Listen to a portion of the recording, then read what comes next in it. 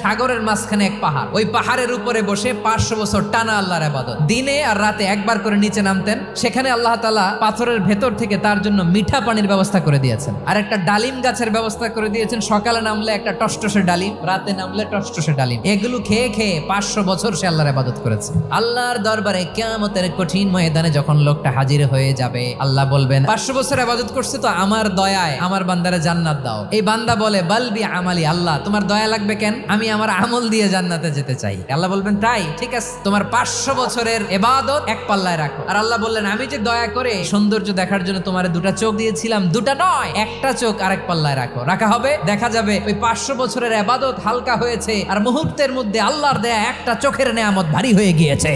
ফলাফল দেখো, হিসাব বলে তুমি এখন জাহান্নামে যাবা, যাও এবার জাহান্নামে যাও। এবার লোকটা কাচুমাচু করে বলে আল্লাহ এবার আমি বুঝতে পেরেছি তোমার দয়া ছাড়া দুনিয়ায় কেউ জান্নাতে যেতে পারবে না।